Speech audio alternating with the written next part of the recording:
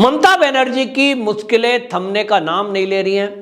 भर्ती घोटाले में उनका खासम खास पार्थ चटर्जी जो कि जेल के अंदर बंद है, अब ममता बनर्जी का एक और करीबी, और कितना करीबी है कि जब से टीएमसी बनी है तब से लेकर के वो ममता बनर्जी के साथ हैं, और उनका नाम है अनुव्रत मंडल।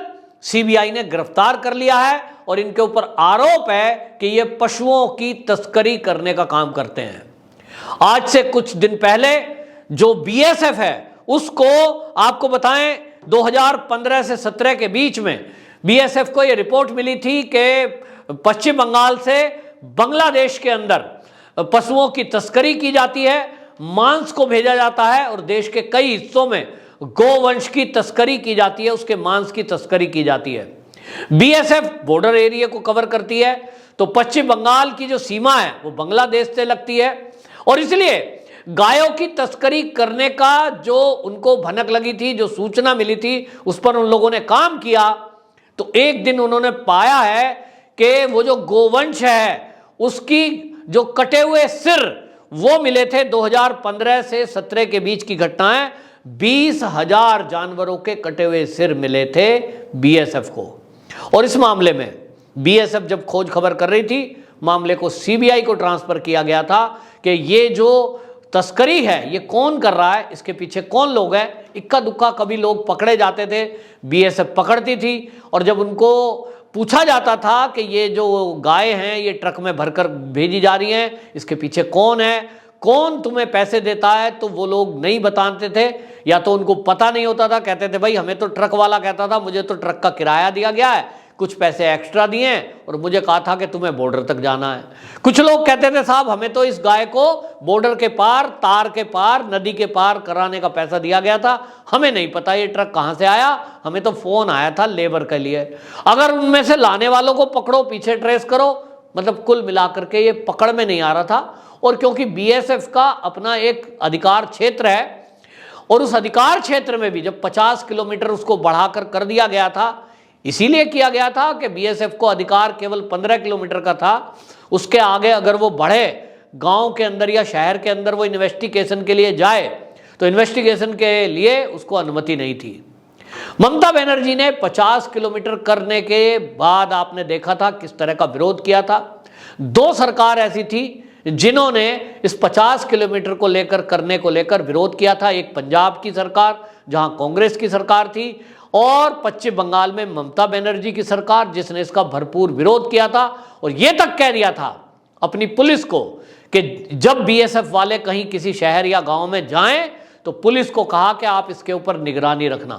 टकराव की स्थिति ममता बनर्जी ने पैदा कर दी थी, लेकिन अब सीबीआई ने जो खुलासा किया है उसके अनुसार बड़े चौंकाने वाले तथ्य सामने आए हैं कि ये जो सारी तस्करी चल रही थी इसके पीछे टीएमसी का हाथ था, टीएमसी के कार्यकर्ता, टीएमसी के पार्टी के पदाधिकारी, और यहां तक कि ममता बनर्जी के खासम खास जो अनुव्रत मंडल है वो इस पूरे गिरोह को चला रहा था।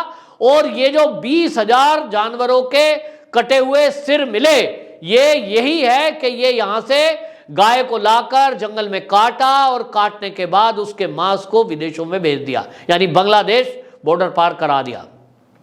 इस सब का पैसा इनको मिलता था, और इसलिए ये जो बॉडीगार्ड, ये जो इनका अनुव्रत मंडल का बॉडीगार्ड है, इसको सीबीआई ने पूछताछ के लिए पकड़ा था। सेंगल हुसैन इसको पकड़ा था, और इसके बाद में ये पता लग पाया कि ये तो सारा पैसा जो टीएमसी के वीरभूमि के जिला अध्यक्ष भी हैं अनुव्रत मंडल, वो ममता बनर्जी के खासम खास हैं, ये पैसा उन तक जाता है।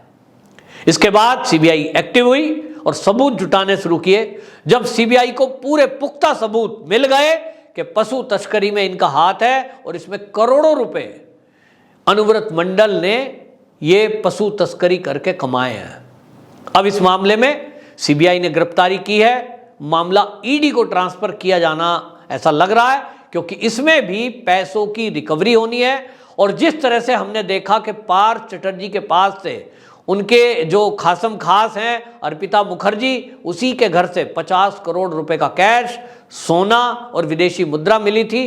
अब जो सीबीआई के सूत्र हैं वो ये कह रहे हैं कि अनुव्रत मंडल से भी ये उम्मीद है कि इन्होंने भी अपना पैसा कहीं इसी तरह या तो 2 नंबर के काम में, प्रॉपर्टी में इन्वेस्ट कर दिया है, या फिर उसको कहीं छुपा के रखा हुआ है जिसकी रिकवरी होना बाकी है।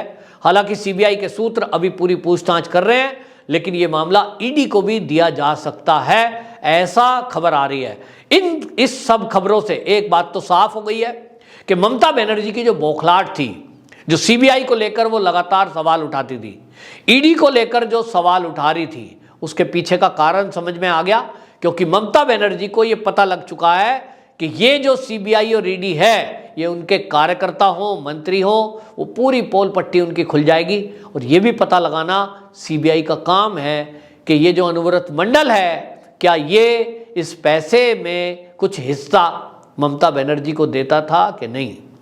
यदि ऐसा हुआ तो अब आप समझ लीजिए ममता बनर्जी भी जेल जा सकती हैं, ऐसा सूत्रों का कहना है। क्योंकि अगर अपराध में कोई लिप्त है, कमीशन खोरी हुई, भर्ती घोटाला हुआ, उस भर्ती घोटाले में मंत्रिमंडल से कहीं मंत्री ने, पार्थ चटर्जी की गलती है तो उसमें तो वो होगा।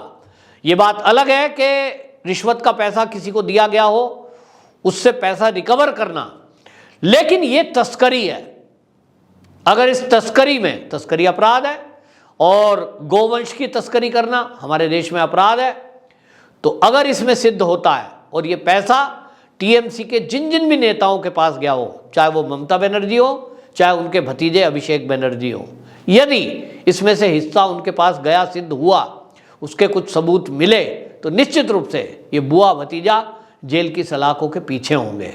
और शायद मुझे लगता है कि यही बौखलाहट थी ममता बनर्जी की, इसीलिए बार बार वो सीबीआई, ईडी इन पर सवाल उठा रही थी। और यही क्यों सारा विपक्ष आप देखें किस तरह से लामबंद है। चाहे वो पुरानी शिवसेना जो उद्धव ठाकरे गुट है, उसको देख लीजिए, वो भी संजय राउत की गिरफ्तारी पर सवाल उठाते हैं कि साहब केंद्र जो है एजेंसियों का दुरुपयोग कर रहा है। कांग्रेस को दिक्कत है क्योंकि सोनिया गांधी और राहुल गांधी जेल जाने वाले हैं। इसी तरह ममता बनर्जी हो या एनसीपी, सब के सब ये बौखलाए हुए वो लोग हैं जो कहीं ना कहीं 2 नंबर के काम में या गलत धंधों में लिप्त हैं। शरीफ आदमी को क्यों सीबीआई का डर होगा? शरीफ आदमी क्यों ईडी से डरेगा? शरीफ आदमी क्यों पुलिस पे सवाल उठाएगा? निश्चित रूप से नहीं। तो ये अब पोल खुली है और इस पोल खुलने से ये तय हो गया है कि पश्चिम बंगाल के अंदर सब कुछ ठीक नहीं चल रहा है। पुलिस पर पहले ही आरोप हैं कि वो हिंदुओं के हत्यारों के खिलाफ कोई केस दर्ज नहीं करती अगर कहीं टीएमसी का नाम आ जाए। बीजेपी के कार्यकर्ताओं को चुन चुन कर मारा जा रहा है, महिलाओं के साथ रेप हो रहे हैं, आए दिन की घटना है। और अब भर्ती घोटाले के बाद पशु की तस्करी, गौ तस्करी, गौ हत्या, ये सब चीजें सामने आ रही हैं। इससे जाहिर होता है कि पश्चिम बंगाल संपूर्ण रूप से कहीं देश विरोधी एक्टिविटी में इन्वॉल्वमेंट है, कहीं उसका भ्रष्टाचार में इन्वॉल्वमेंट है, और कहीं अब वो हिंदुओं की भावनाओं को इस तरह भी आहत करने में लगा हुआ है कि क्योंकि हिंदू गाय को माता मानते हैं, पूजते हैं, और कुछ लोग उसको काट कर अगर खाते हैं तो ऐसे लोगों को गाय का मांस खिलाने के लिए तस्करी करने में टीएमसी के लोग इन्वॉल्व हैं। ये तो किसी ने सोचा भी नहीं था। कोई इतना नीचे गिर सकता है, ये किसी ने सोचा नहीं था।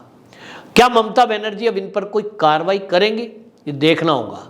लेकिन लोगों का कहना है, जो ममता बनर्जी को समझते हैं, वो कहते हैं कि ममता बनर्जी अपने किसी कार्यकर्ता पर कोई कार्रवाई नहीं करेगी।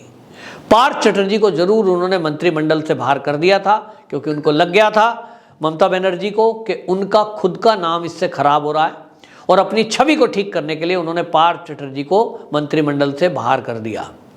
लेकिन अनुव्रत मंडल जो कि ममता बनर्जी का खासम खास है, बाहुबली है, उनको चुनाव जितवाने में फायदा करता है। देखना होगा इसके ऊपर ममता बनर्जी क्या एक्शन लेती है। वंदे मातरम।